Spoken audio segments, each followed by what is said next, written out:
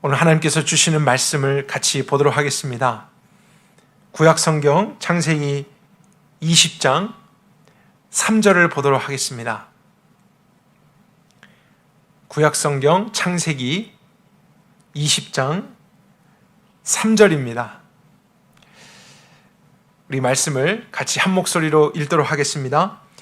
그 밤에 하나님이 아비멜렉에게 현몽하시고 그에게 이르시되 보라, 내가 취한 이 여인을 인하여 내가 죽으리니 그가 남의 아내임이라 하시니. 그리고 우리 7절을 가서 7절 한 절도 같이 읽도록 하겠습니다. 이제 그 사람의 아내를 돌려보내라. 그는 선지자라. 그가 너를 위하여 기도하리니 그러면 내가 살려니와 내가 돌려보내지 아니하면 너와 내게 속한 자가 정녕 다 죽을 줄 알라 하셨더라. 우리 주실 말씀을 위해서도 같이 기도하겠습니다. 하나님, 이제 저희들이 오늘을 위해서 준비한 하나님의 말씀을 듣는 시간입니다. 정직하고 깨끗한 마음 주시고 이 말씀 온전히 집중해서 들을 수 있도록 우리의 생각과 감정까지 다스려 주옵소서. 이 말씀의 씨앗이 영혼의 가장 깊은 곳까지 떨어지며 그곳에서 싹이 나고 뿌리를 깊이 내려서 열매를 맺기까지 하나님이 보호해 주시고 그 성취를 친히 나타내 주옵소서. 말씀의 역사, 말씀의 능력 우리가 기대합니다. 예수 그리스도 이름으로 기도했습니다. 아멘. 지난주에 이어서 복음과 가정이라는 주제 두 번째 시간을 갖습니다. 오늘도 그 큰 주제 안에 있는 또 다른 소주제인데요. 가정은 복음의 영적인 사실을 이해하도록 돕는 하나님의 도구이다 하는 이 특징에 대해서 오늘도 살펴보려고 합니다. 이 특징을 살펴보고자 지난주에는 아버지와 자녀의 관계, 또 가정 안에 있는 형제들의 관계를 통해서 영적인 사실을 생각해 보았고요. 오늘은 본문에서처럼 아브라함과 사라의 관계죠. 남편과 아내의 관계를 통해서 나타난 영적인 사실들을 이해해 볼 것입니다. 그것을 위해서 오늘 본문이 되는 말씀, 또 그 배경에서부터 한번 생각해 보도록 하죠. 아브라함이 어느 날 유목민이니까 이곳저곳을 다니다가 블레셋 관할 지역인 장소에 도착하게 됐습니다. 근데 그곳에 머물면서 그곳 사람들을 관찰해 보니까 그들이 하나님을 경외함이 없는 사람인 줄을 알게 됐습니다. 그 말의 의미는 하나님께서 원하시는 가치관대로 살지 않는 사람들이란 뜻이죠. 그 삶에 하나님이 없습니다. 그 특징 중에 하나는 힘이 센 자들이 약한 자들을 약탈하고 그들에게 있는 소중한 것을 빼앗아가는 것이죠. 이런 식의 삶은 이방 나라들 안에서 비일비재했습니다. 심지어 남의 아내를 약탈해가고 자녀들을, 그들의 재물을 빼앗아가는 일들이 있었었죠. 그래서 아브라함은 혹시라도 블레셋 땅에서 자기에게 그런 일이 있을까 봐 남편 된 자기를 죽이고 자신의 아내 사라를 잡아가는 일이 있을까 봐 생각을 하다가 아내와 함께 의논을 했습니다. 그리고 이제 자기를 남편으로 하지 말고 오빠라고 부르며 다른 사람들에게 오빠와 동생 사이로 소개하자고 제안을 했죠. 왜냐하면 남편이라고 하면 아내 된 사람을 차지하기 위해서 남편을 죽이고 그렇게 할 수 있지만 오빠라고 한다면 그를 해치지는 않고 데리고 갈 수 있는 일이 있기 때문에 지극히 인간적으로 또 현실적으로 어떤 방법을 찾았던 것입니다. 그리고 그 당시 유목사회, 고대 사회의 모습을 생각해 보게 되면은 자신들끼리 집단으로만 살고 있기 때문에 결혼할 대상을 가정 안에서 찾을 수밖에 없었습니다. 친척들끼리 함께 결혼을 할 일들이 많았는데요. 엄밀히 따지고 보면은 아브라함과 사라의 관계도 그러했습니다. 사라는 아브라함의 이복 여동생이었어요. 그래서 원래는 오빠와 동생의 사이가 맞았지만 이제는 결혼한 사이였죠. 그래서 우리가 서로 이렇게 부르는 것도 그렇게 완전히 잘못된 것은 아니다, 이런 생각을 했었던 것 같습니다. 그렇게 지내던 어느 날 블레셋 왕이 자신의 땅에 들어왔던 그들에게 이방 사람인 아브라함과 사라를 보고 이제 사라를 자신의 아내로 취하고자 생각했습니다. 근데 가서 알아보니까 아브라함이 남편이 아니고 그의 오빠라고 소개를 했던 거예요.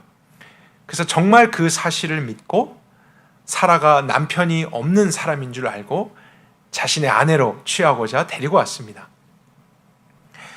그런데 그날 밤에 하나님께서 블레셋 왕의 꿈에 나타나셔서 이제 오늘 본문 20장 3절 같이 말씀하신 것이죠. 하나님이 아비멜렉에 현몽하시고 그에게 이르시되 보라, 내가 취한 이 여인을 위하여 내가 죽으리니 그가 남의 아내임이니라. 그러니까 어떤 여인을 취한 것 그 자체가 문제됐던 것이 아니라 그 여인은 누군가와 결혼을 해서 이미 아내가 되었던 사람이기 때문에 그가 다른 사람의 아내를 빼앗아 자신의 아내로 삼는 것을 하나님은 죄로 여기신다는 뜻입니다. 이렇게까지 나타나셔서 심판하실 정도로 하나님이 싫어하신 일이라는 것을 알게 됩니다. 심지어 그것이 아브라함의 잘못이었음에도 불구하고요, 하나님이 이렇게까지 하셨다는 것은 그 부부의 관계를 더럽혀지는 것을 하나님이 원치 않으셨다는 것을 알게 되죠. 여러분 생각해 보세요. 아브라함과 사라는 하나님을 아는 가운데서 결혼한 사람들이 아니었습니다. 하나님을 만난 것은 이미 결혼한 후 75세가 되어서였어요. 그러니까 그들의 결혼의 생활 출발 자체가 어쩌면 온전하지 못했을 수 있습니다. 하지만 그렇다 할지라도 이제는 믿음 안에서 하나님을 알고 하나님과 바른 관계를 가졌기 때문에 하나님께서 그 가정 가운데 역사하셔서 지금까지는 어떠했다 할지라도 이 가정을 새롭게 하시고 또 그 가정을 통해서 그 부부의 관계를 통해서 하나님의 이름을 계시하시고 구원을 나타내 주시기를 원하셨던 것입니다. 이렇게 하나님께서 두 사람의 관계를 지켜주신 후 다음 장 21장에 가게 되면 이 아브라함과 사라 두 사람을 통해서 친아들 이삭이 나오게 되죠. 하나님께서 이 부부의 관계를 거룩하게 지켜주셨기 때문에 그들이 낳은 생명도 거룩할 수 있게 되었습니다. 성경은 부모와 자녀의 관계 이상으로 부부의 관계를 통해서 복음의 영적인 사실을 설명하고 있습니다. 결혼도 영적인 의미를 나타내기 위해서 하나님께서 창조하신 것이기 때문입니다. 한번 생각해 볼까요? 아브라함과 사라만이 아니라 이 두꺼운 성경책 전체를 생각해 보게 될 때요, 성경책의 가장 앞부분에 해당되는 처음 두 장도 결혼에 대한 이야기입니다. 하나님께서 온 우주 만물을 그곳에 살아가는 생물과 식물들을 만드시고 이제 분명한 목적 가운데 남자와 여자를 창조하시고 나서 그 두 사람을 결혼시키시는 이야기, 부부가 되게 하는 이야기가 이 성경의 가장 첫 번째 이야기입니다. 그래서 두 사람의 결혼을 통해서 인류의 역사가 시작되었잖아요. 그것만이 아니라 성경책의 가장 마지막 부분인 요한계시록을 보게 되면은 그 책의 마지막 장 두 장도 결혼에 대한 이야기라는 것을 알게 됩니다. 다시 오시는 예수님, 그분이 신랑이 되셔서 이 땅 가운데 그분을 믿으며 따랐던 교회들, 그들을 신부로 영접하고 이제 이 세상을 떠나서 혼인잔치를 하며 영원한 그 천국에 같이 들어가게 되는 일로서 성경의 모든 내용들이 맞춰지게 되죠. 그리고 인류의 역사가 그렇게 끝이 나게 됩니다. 그렇게 본다면 성경은 결혼으로 시작해서 결혼으로 끝이 나고 있는 거예요. 이것은 절대로 우연일 리가 없습니다. 하나님께서 결혼이라고 하는 이 특별한 것을 통해서 진리를 담은, 또 복음의 영적인 사실을 담은 그 메시지를 전해주기 원하셨기 때문에 성경에 너무나 중요한 위치에 이 결혼이 등장하는 것이죠. 그리고 처음과 마지막만 그러겠습니까? 성경의 중간중간은 어떻습니까? 예를 들면 룻기 같은 책을 생각해 보면요, 분량은 짧지만 그 전체의 중심 주제는 결혼입니다. 결혼에 대한 이야기예요. 가난한 과부였던 이방 여인 룻이 부유한 정통 유대인 보아스와 함께 결혼을 했다. 너무 일상적이고 당연한 이야기 같지만 그 결혼이라고 하는 관계를 통해, 특징을 통해서 하나님은 영적인 사실을 흘려보내시고 계세요. 우리로 하여금 이해할 수 있도록 그 방법을 통해서 진리를 제시해 주셨던 것입니다. 하나님께서 주시려고 하는 선물이 너무나 귀하고 가치가 있기 때문에 그것을 담아내고 전달하는 방법도 귀한 것일 수밖에 없다. 우리가 이런 관점으로 가정과 결혼을 계속 생각해 보고 있죠.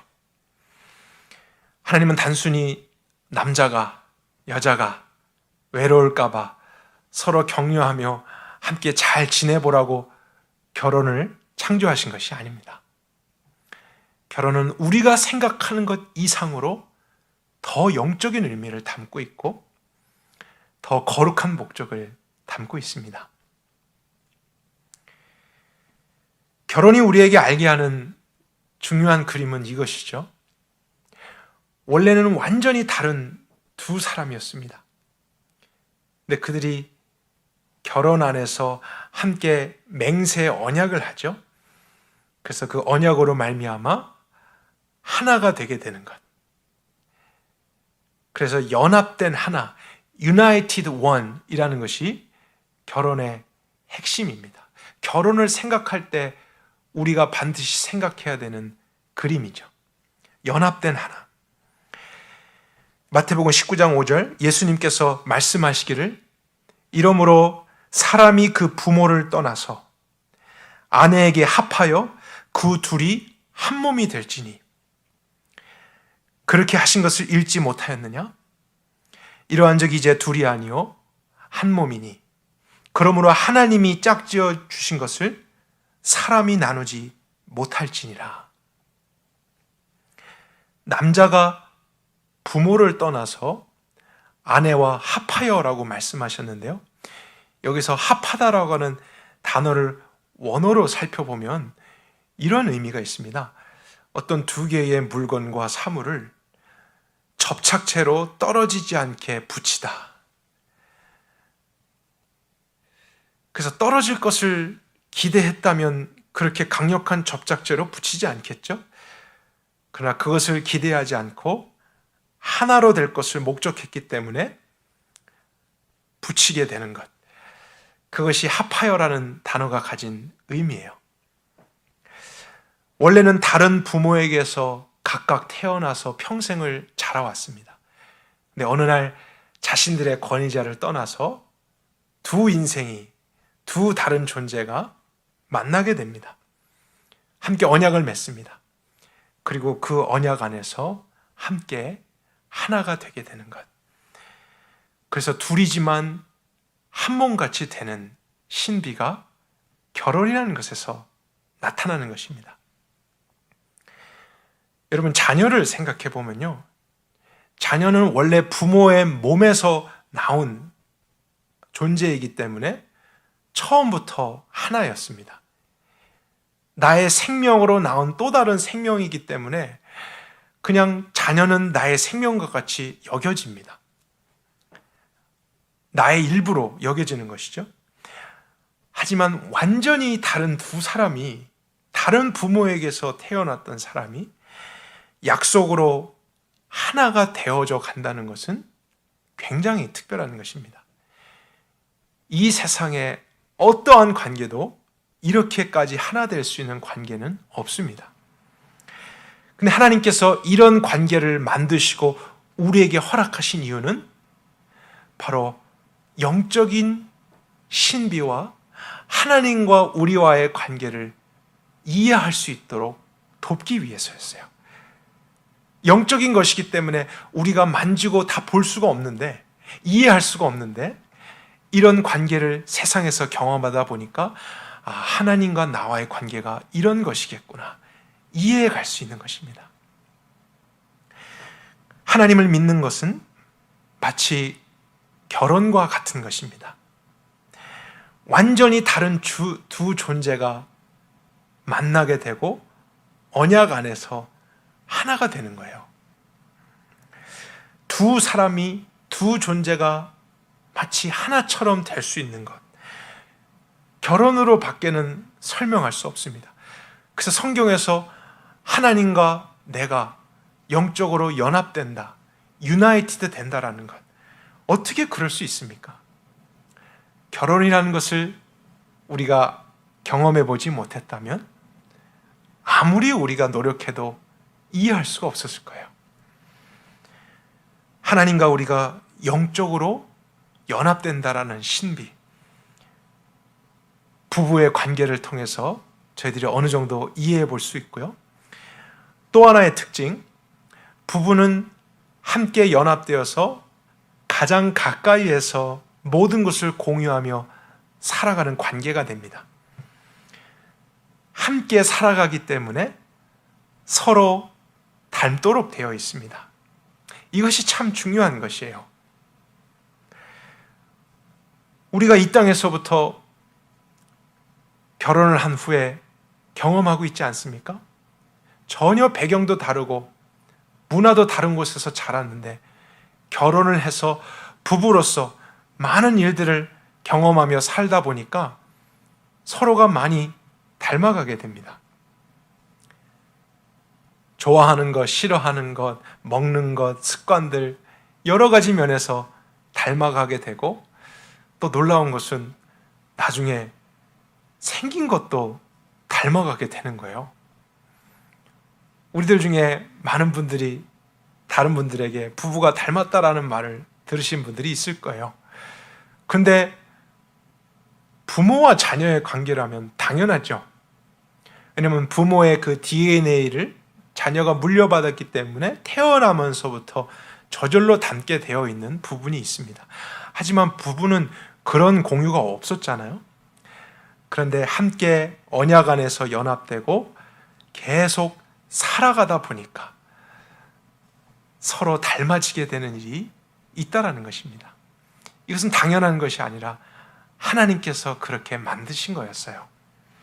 우리에게 하나가 된다라는 것, 또 구원의 개념을 이해하기 위해서였습니다.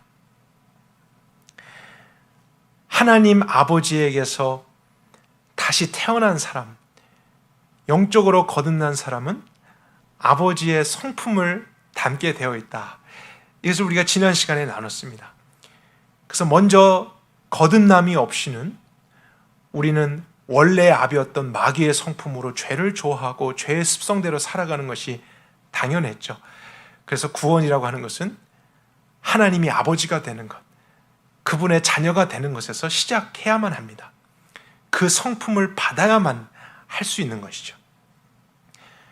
그러나 생각해 볼 점은 우리가 하나님의 자녀로 다시 태어났다고 해서 저절로 변화되는 것은 아니라는 사실이에요.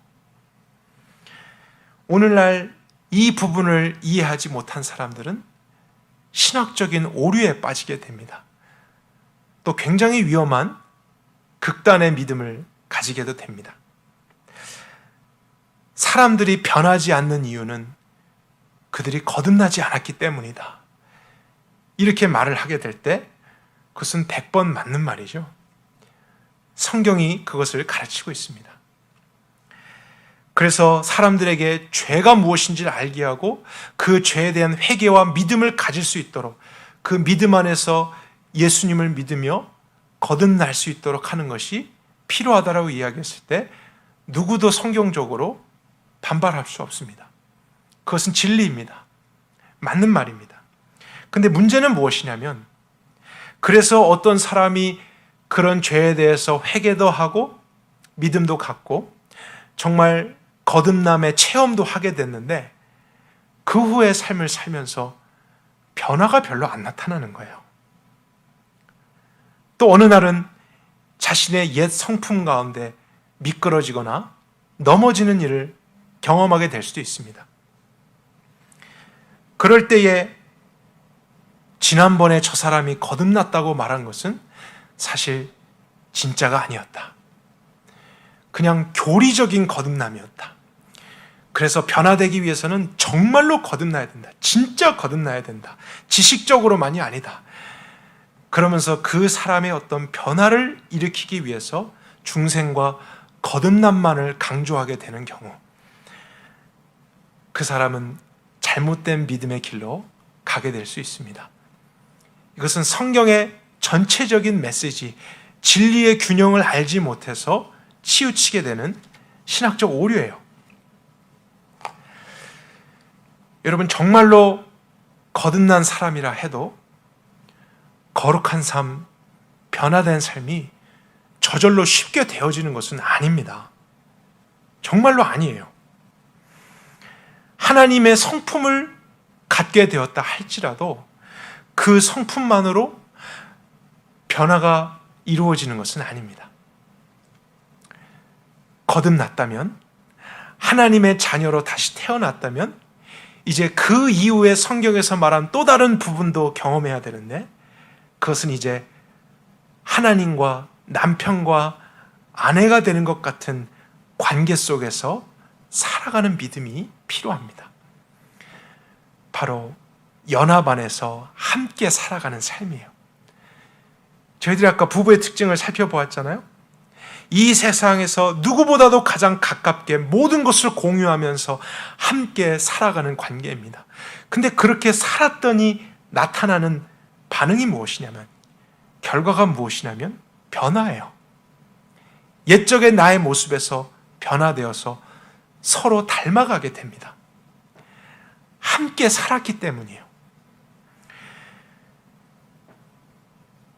우리가 변화되기 위해서 단순히 하나님이 아버지가 되고 내가 다시 태어나는 이런 믿음만 필요한 게 아니라 그 후에는 또한 부부의 관계 속에서 나타나는 것 같은 연합의 믿음, 함께 모든 것을 공유하며 살아가는 믿음 또한 필요한 것입니다. 이 모든 것이 성경 안에서 나오는 그림이에요. 이 균형을 가져서 우리는 어느 쪽으로 치우치면 안 되죠. 변화의 시작은 거듭남이라 할지라도 변화의 완성은 함께 살아가는 삶을 통해서 이루어지는 것입니다. 그러니까 결혼을 통해서 계시해 주신 영적인 원리를 우리가 이해하지 못하면 아무리 거듭날다 할지라도 제대로 살지 못합니다. 그래서 또다시 내가 거듭나야 되나? 지난번 거듭남이 가짜인가? 진짜로 거듭나고 정말 중생하려면 어떻게 회개하고 얼만큼 회개해야 되는가? 아무리 노력하고 생각해 보아도요, 어쩌면 문제의 답은 거기 없을 수 있다고요. 그것만이 아니라 이제 거듭났다면, 새롭게 출발했다면 하나님이 남편 되시고 내가 아내가 되는 것 같은 그런 또 다른 특별한 관계 속에서 내가 추구해야 될 믿음, 그분과 가장 가까이 하며 날마다 삶에서 동행하게 되는 그런 믿음의 원리가 필요한 것이 아닌가. 우리가 이 비밀을 깨달아 갈 때 변화되지 않을 수 없습니다. 신랑 되신 그분을 닮아가게 되는 거예요. 살아가면 살아갈수록 그분에 있는 좋은 것, 그분에 있는 거룩함이 나의 거룩함이 되죠. 그분은 원래 완전하신 분이기 때문에 하나님이 우리를 닮아가시는 일은 없을 것이지만 우리는 계속 그분을 닮아가야 될 필요가 있습니다.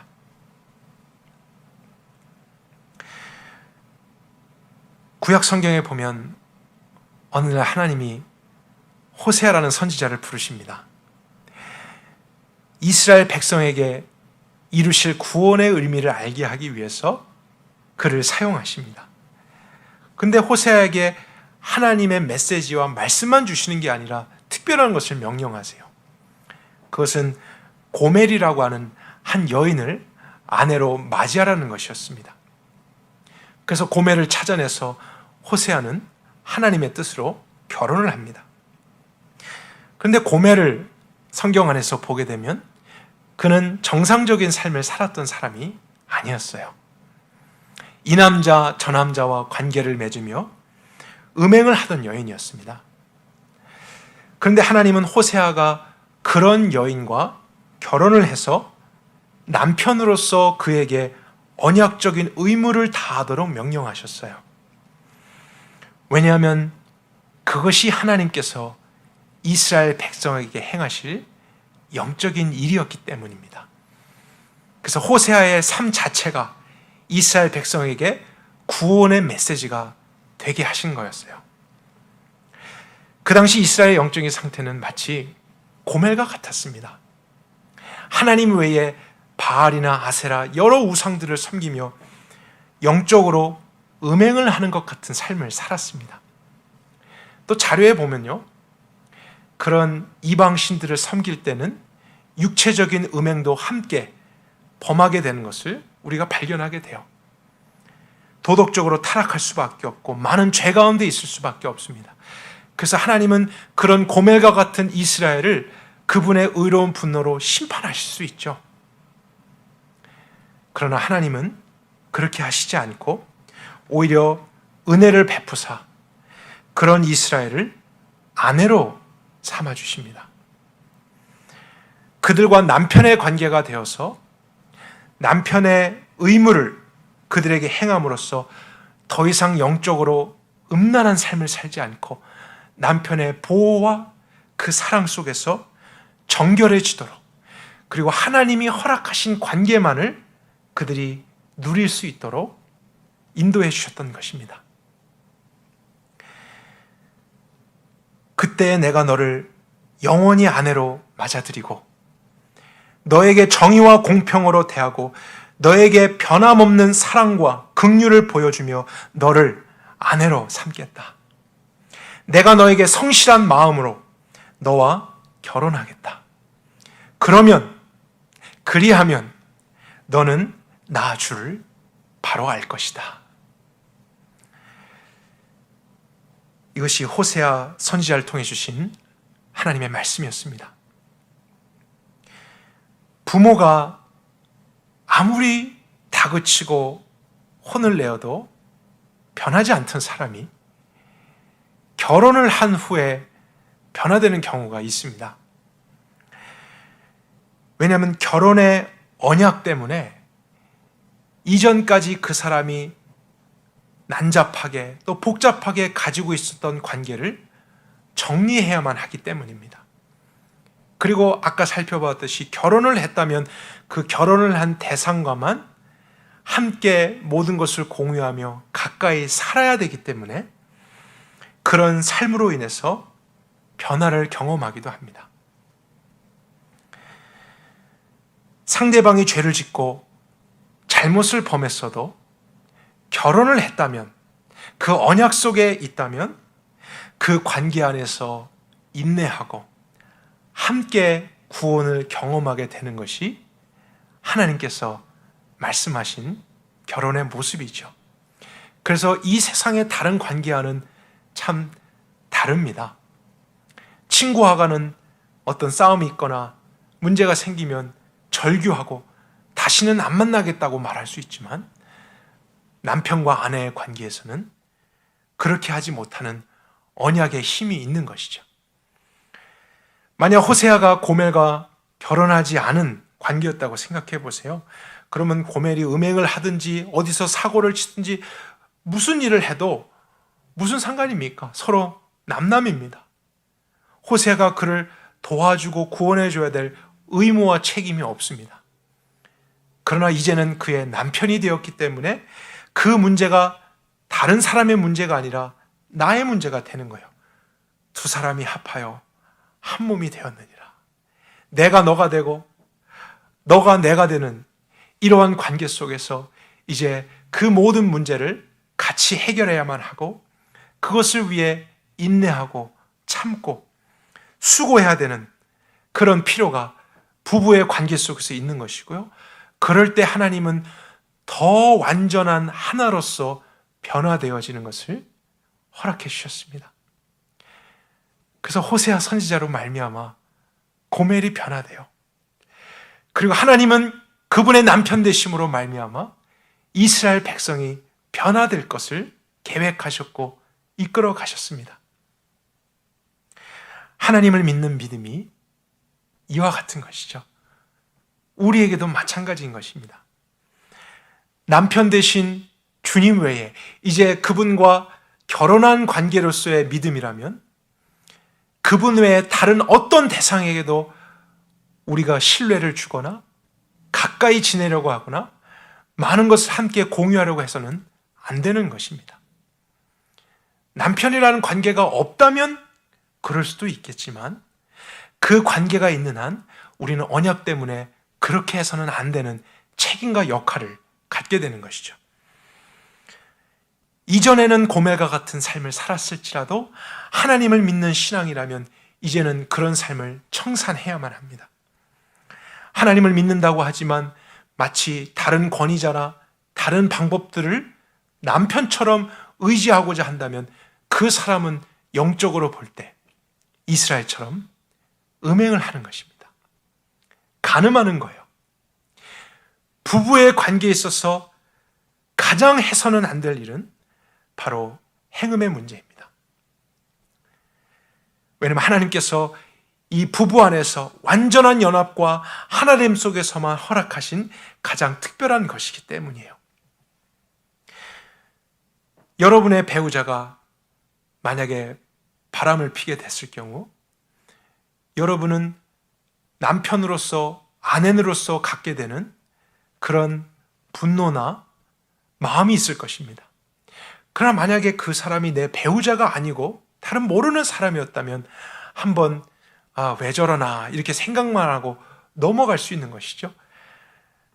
관계가 없기 때문에 또 관계가 있기 때문에 우리는 다를 수밖에 없다는 것을 생각해 보면서요. 하나님과 우리와의 관계도 이런 부부의 관계로서 설명되는 것이라면 우리는 남편 된 하나님이 우리가 그런 영적인 음행을 하는 것 같은 하나님 한 분만을 의지하고 하나님과 더 많은 시간을 보내고 하나님과만 모든 것을 공유하려고 하는 이런 아내로서의 책임을 감당하지 않고 다른 것과 그렇게 하려고 할 때 하나님이 우리에게 화내실 수 있고 분노하실 수 있다는 생각을 해야만 한다는 거예요. 여러분, 이것은 왜 그렇게 해야 되죠? 우리가 논리적으로 설명하지 않아도 부부가 되어보면 아는 것이죠. 하나님은 그것을 이해하기 위해서 우리 가운데 허락하신 거예요. 하나님을 믿는다고 해도 우리가 그 신실함과 아내로서의 역할과 책임, 그러한 믿음의 삶을 살지 않으면 하나님은 분노하십니다. 이 관계는 문제가 생기게 됩니다. 하나님은 완전한 남편으로서 또 온전하시기 때문에 우리를 결코 실망시킬 일이 없어요. 아내인 이제 우리의 역할과 책임이 중요합니다. 그분의 권위를 인정하고 그분을 따라가고 그분과 함께 하려는 것, 그리고 그분의 보호 속에서 사랑과 정결함을 더해가는 것, 이런 삶을 같이 살아가게 될 때 우리는 그분을 닮아서 변하게 된다고요. 그런 것이 우리에게 더 실제가 될수록 그 믿음 속에서 우리는 거룩해져 가는 것입니다. 하나님의 자녀가 됐다고 저절로 쉽게 되는 거 아니에요. 부부가 서로의 관계를 지키기 위해서 의무를 다하고 책임을 다하고 긴장과 갈등이 있어도 함께 그것을 해결해 가는 것 같은 삶이 있는 것처럼 우리도 그리스도인으로서 하나님 앞에 그러한 모습으로 살아가는 것이 있어야 됩니다. 그런 것이 없으면서 문제가 생기고 세상을 사랑하게 되고 영적으로 무기력해지고 하게 되는 것, 다른 곳에서 이유 찾을 것 없어요. 우리의 신앙에 문제가 생긴 거예요. 하나님과 나와의 관계를 부부의 관계로서 이해가지 않기 때문에 우리는 그러한 결과를 경험할 수 있는 것입니다. 부모와 자녀의 관계에서는 없는 것이 부부의 관계에서 있는 것이 있습니다.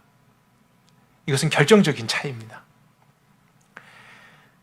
아버지와 자녀의 관계는 나의 생명에서 나온 생명, 원래 하나였던 관계이기 때문에 어떠한 문제가 생겨도 절대로 깨어지지 않습니다. 절대로 끊어질 수 없어요. 물론 자녀가 너무 말을 듣지 않을 때 나는 너를 더 이상 내 아들로 보지 않겠다. 너는 내 자녀가 아니야. 이렇게 말할 수 있지만 여러분, 그렇게 말한다고 해도 부모와 자녀의 관계는 끊어질 수 없습니다. 하나님 아버지와 우리와의 관계를 이것으로 또 생각해 보게 되는 것이죠. 하나님의 자녀로 태어난 우리는 취소될 수 없는 관계 속에서 살아가게 됩니다. 그래서 구원에 대한 우리가 안전한 믿음을 그 관계 속에서 생각해 볼 수 있는 것이죠.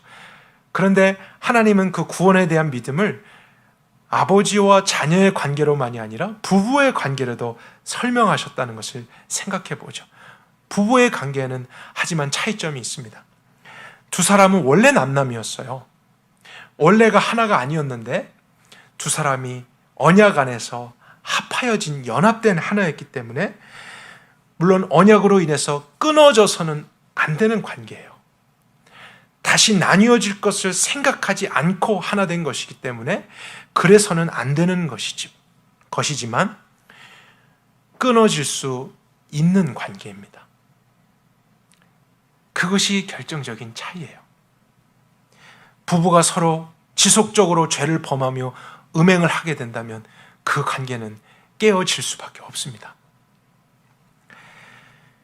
그렇다면 여러분, 하나님이 이런 관계도 하나님과 우리와의 관계라고 말씀하신 것, 우리에게 무엇을 깨닫길 원하시는 것일까요? 그것은 하나님과 우리의 관계도 깨어져서는 안 되는 관계이지만 깨어질 수도 있다라는 것을 의미하는 것입니다.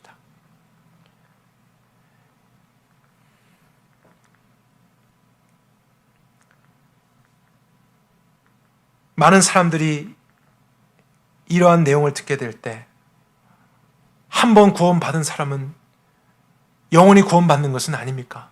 하나님의 구원이 그렇게 잃어버릴 수 있는 것입니까? 이런 생각을 할 수 있죠. 그러나 분명히 그런 말씀이 있지만 성경은 또 다른 면도 이야기해 주고 있습니다.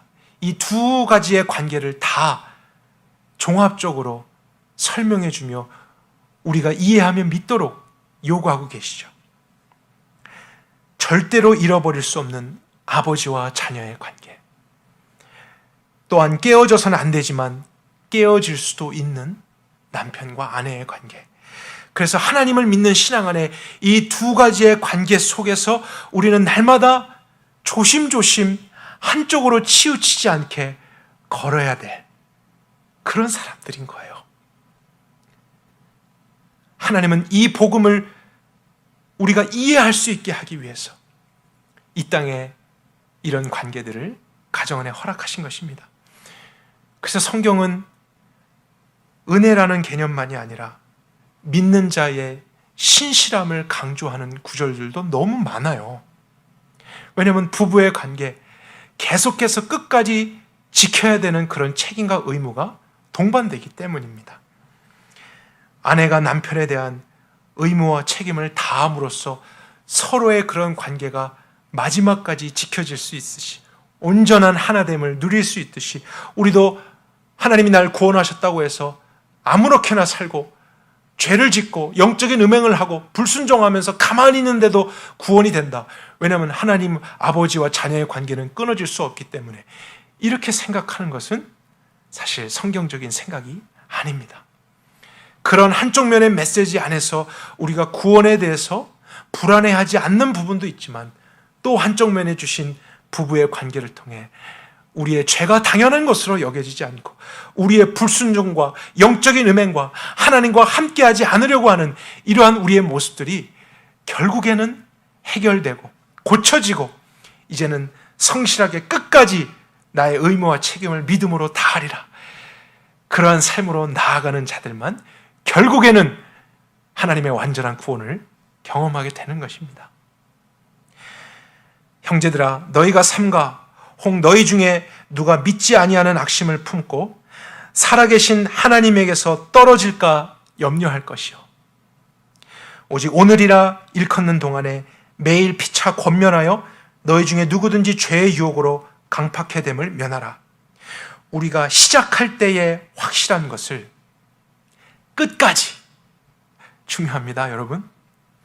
끝까지 견고히 잡으면 그리스도와 함께 참여한 자가 되리라. 이것은 우리에게 명령하시는 거예요.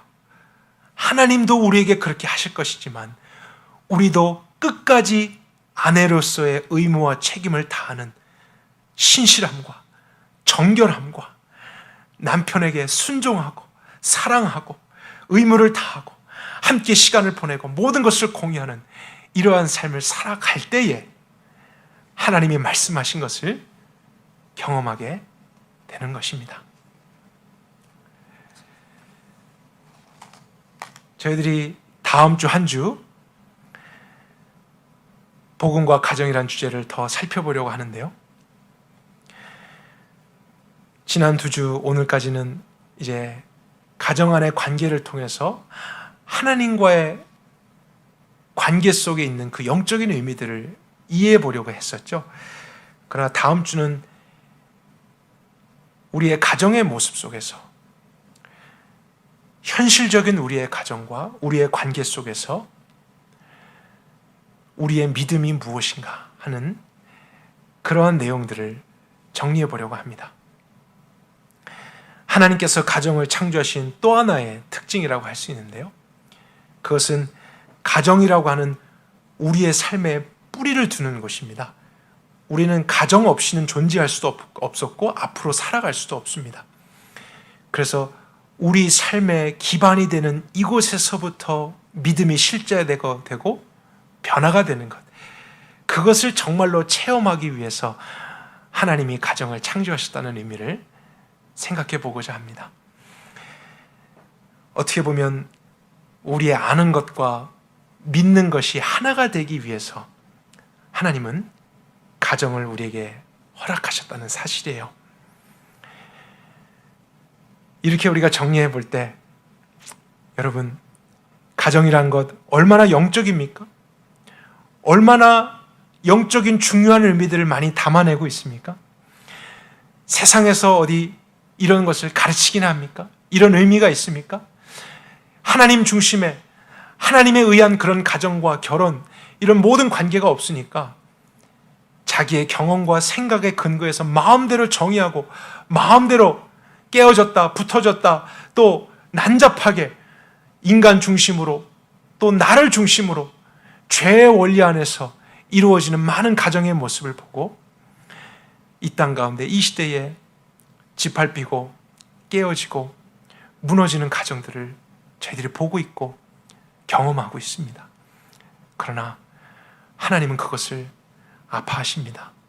왜냐하면 그분은 가정을 너무나 귀하게 보셨기 때문에, 가정을 너무나 소중하게 여기셨기 때문에 그분의 온전하신 지혜와 능력으로 만드셨고 그것을 통해 온 인류를 구원할 그분의 메시지를 담아내기를 원하셨기 때문에 이 시대의 가정들을 보며 하나님은 아파하실 수밖에 없고, 또 우리가 다른 어떤 것이 아니라 가정에서부터 이 복음의 원리로서 살고 회복되고 구원을 경험하는 것을 하나님은 가장 기뻐하실 수밖에 없습니다. 저희 교회도 사실은 그런 가정들의 모임인 것입니다. 각 가정이 건강해지고 서로 부부의 관계와 부모의 자녀의 관계가 성경적으로 여러분의 자리에서 실제가 되는 것, 그것이 없다면 이 교회도 건강할 수 없습니다. 온전히 세워질 수 없습니다. 우리가 생각하는 것보다 가정은 이렇게 중요하고 좋은 것입니다. 소중한 것이에요. 우리의 삶에 참 행복을 발견할 수 있는 것, 참된 의미와 목적을 찾을 수 있는 것. 오늘도 여러분이 하나님이 주신 복음과 구원에 대한 이해로서 이 가정에서부터 그 원리를 세워나가실 수 있길 바랍니다. 이 시대는 어떠하든지 우리들 손으로 정말 우리의 가정 다시 회복해 나가십시다. 우리의 가정을 통해 하나님의 이름이 거룩히 여김을 받으시도록 그분의 구원이 더 온전하게 담아지고 다른 가정들에게 계시될 수 있는 통로로까지 우리가 그렇게 설 수 있도록 함께 가정들을 지켜나가십시다. 함께 기도하겠습니다. 하나님, 오늘도 우리의 마음과 생각 속에 하나님의 진리를 담게 하시니 감사합니다. 지난날 우리의 삶에 가장 기뻤던 일도 가정 가운데 있었겠지만 가장 슬프고 힘든 일도 가정 가운데 있었다는 것을 고백합니다. 그처럼 나라고 하는 존재와 가정은 뗄래야 뗄 수 없는 관계이고 우리의 존재 자체가 그곳에 뿌리를 두고 있기 때문에 하나님, 여기에서부터 구원이, 여기에서부터 복음이 이루어지지 않는 한 우리의 삶에 아무런 유익이 없다는 것을 생각해 봅니다. 그러나 먼저는 하나님께서 우리와 어떤 관계이신가, 우리의 믿음이 무엇을 믿어야 되는가, 그런 가정의 관계를 통해 생각해 보게 하시니 감사하고 더욱더 이 말씀을 우리가 잘 소화하며 우리의 삶에서 누릴 수 있도록까지 성령 하나님이 역사해 주시옵소서. 그리고 이제 그 믿음 안에서 우리의 모든 가정들이 회복되어지고 제자리를 찾게 되며 이 가정과 가정이 함께 연합하여 하나님의 거룩한 나라들을 이뤄갈 수 있는 저희가 될 수 있도록까지 축복해 주시옵소서. 우리의 아버지 되신 하나님, 우리의 남편 되신 주님, 주님의 신실하심과 그 보호하심을 찬양합니다. 감사를 드립니다. 그 안에 우리가 안전하고 오늘도 인도되어지고 있다는 사실을 기뻐합니다. 주님께 찬양을 드리며 예수 그리스도 이름으로 기도했습니다. 아멘. 오늘 주신 말씀을 위해서 함께 기도하는 시간을 가지십시다. 말씀을 듣고도 여러분 그냥 이 화면을 끄지 마시고요. 여러분들이 필요하시다면 지금 각자의 어떤 조용한 자리로도 가셔서 기도의 시간을 조금 충분히 가지실 수 있기를 권면드립니다.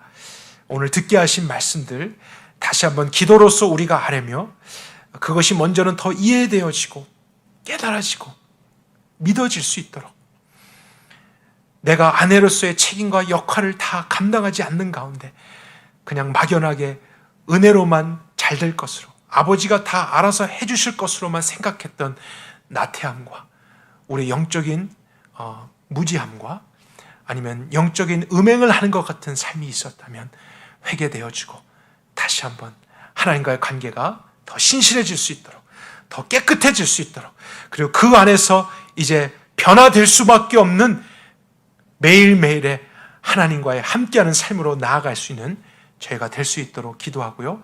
또 연이어서 우리의 가정들을 위해서 기도하십시다. 부부의 관계를 위해, 서로를 위해, 또 자녀들 위해, 부모님들 위해 함께 기도하시고 사회적인 문제와 오늘 살아가는 이 시대를 위해서도 같이 합심해서 기도하신 후에 각자 예배를 마치도록 하겠습니다. 함께 기도하십시다.